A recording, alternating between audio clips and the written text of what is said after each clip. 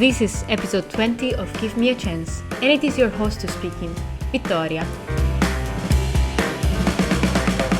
Hi everyone, and welcome to a new episode of Give Me a Chance. 20 episodes of stories of people who got the chance to change their lives, 20 incredible stories of how they managed to do it, each of them in a very different way. And Heidi's story, our guest for today, is one of them. Heidi got the chance to change her life after a vocational moment which turned her life around. Her story is all about turning a passion into a real life occupation. Let's get ready to listen to Heidi's story. Hi Heidi, welcome to Give Me a Chance. How are you doing? I'm doing well, thank you. How was your mountain season? Oh, it's just fabulous. I said God was showing off because it was the best snow in 10 years. When did you round off the season actually? They officially closed March 27th, so this last Saturday. Thanks for being with me tonight, because it's a great pleasure to talk to you. And I heard about your story a few, I think by now months ago, and I was totally mesmerized about it. So yeah, it would be a great pleasure for me to talk about your story with you on my podcast. Skiing, mountains, and this is a major passion of yours, right? Oh yes, since I was very little, yes. Where did you grow up? I grew up in upstate New York, which is called the Snow Belt. It's one of the snowiest places in the whole United States. When did you start skiing? You were? And my dad had me on my first set of skis when I was 4. Then I loved it. That first day he started me. And then I skied my whole growing up. So from age 5 until I graduated from high school, I was on the mountain every week. And indeed, you said that you graduated, and then how did you pursue your passion for skiing, or actually then life happened, right? And so college, and then I moved to the south where there is no snow. Oh, right. And got married and stayed in the south. And so I went about 15 years and skied one time in that 15 years. What were the main things that brought you away from skiing? What did you do in the meantime? I had a career in clinical research, so I traveled the country a lot. And at my younger years, I was raising a stepson and had a marriage where there was a family business, and so I was doing 2 jobs a lot of times, both in the family business and career.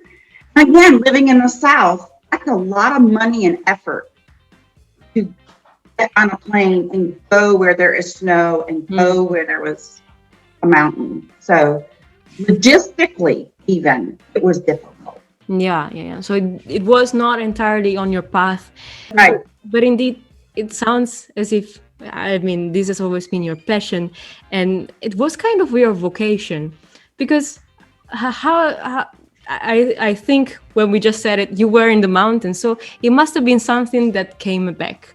So the fact that you ski. Yes. So that part of my life came to an end, and I found myself within 3 hours of a mountain. I had moved, and I was alone, and I said, why not? Why not go?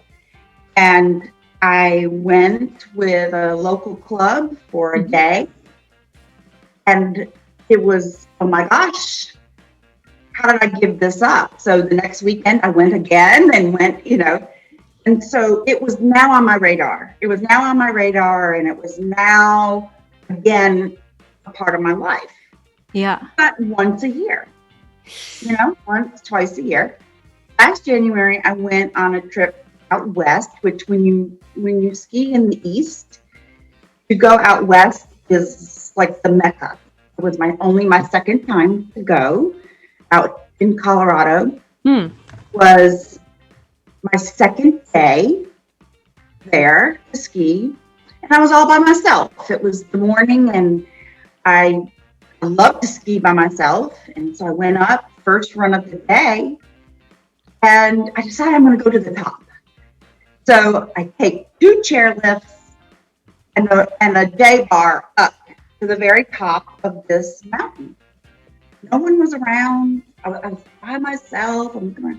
Then something started to happen to me physically, trembling, crying. Like my eyes were being opened for the first time, and part of it was grief. I think the tears were grief for all the years that I ignored this part of me. Part of it was excitement that I was here by myself in this beautiful, gorgeous place, looking at the snow-covered trees and the mountain. And then the third part of it was a message that you can have this. This is you. And regardless of what is going on in your life today, as long as you're on the mountain and skiing, you will be happy. And so I realized I could sell t-shirts. I could work at the bar, at the base of the mountain. I could work in that little hut right there at the top of the mountain, shoveling snow and keeping the lift clean. I would be happy. As long as you were. Yeah. There was this, whatever it was this supernatural message to me who I could be, who I am, and who I could be, and the potential that was there. Yeah. And Heidi, if you think about that moment, indeed, it was in a way also shocking and in a way unexpected. Was that the moment in your life that you realized my life is going to take a turn? Was that it? I knew it, and I knew that it had to. I didn't know how. I didn't know what any of it meant. I just knew that it would. And I'm a life coach. So I say to my clients all the time, don't worry about the how. That works itself out. It's getting in touch with the dream and the values. That's the part. And that's what happened to me. And so the how wasn't quite that important just yet. Indeed, the vocation, the fact that your passion had turned into a vocation. And what did you do about that? Because now it was clear, at least in your mind. Mm-hmm. What did you do? Yeah, so I first had to share it with my husband, right? Like, Hey. I was so emotional about it. I just cried and cried. And that was on the phone prior to coming back home. It was when I returned to Florida, because that's where the trip originated and ended. And my brother came to pick me up at my hotel. I started crying again. He's a big skier. He's my inspiration. And so after I finally got myself composed, he said, "What's going on?" And I said, "I have to ski. I have to be on the mountain." So I shared with him what had happened.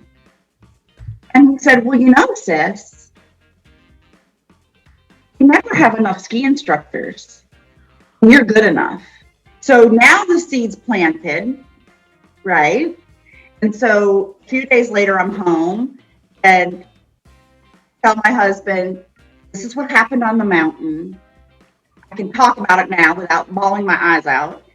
And my brother says that we never have enough ski instructors.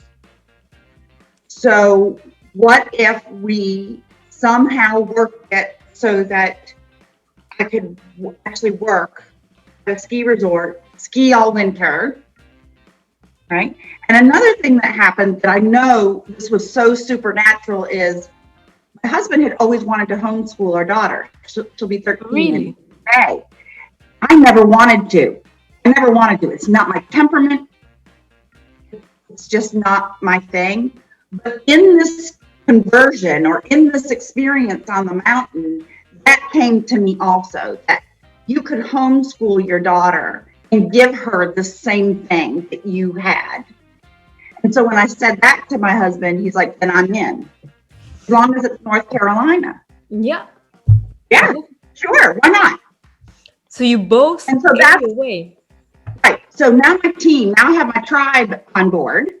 What do you do? How did you go to the mountains and get your Right. chance? So now keep in mind that this is February 2020. Ooh. Right. So COVID had not happened yet. So now we've decided to move to the mountains for a period of time in the winter, and we've decided to homeschool our child. Pre-COVID, I got a rental that looked decent and affordable, and I inquired, and he said, "Oh, I'm so sorry. It's gone." And then a couple of days later, the same guy writes to me, and he says, "Well, my place is taken, but my parents have a place that's available. You should call them." And they say, "Yeah, you can have it for 4 months. Yeah, you can bring your pets." It was like, okay. And then they said, yeah. And then they said, "Well, why are you coming to the mountains?" And I said, "Because I want to be a ski instructor." And then they said, "Oh, well, you need to contact our son who gave you our number because he works at the resort."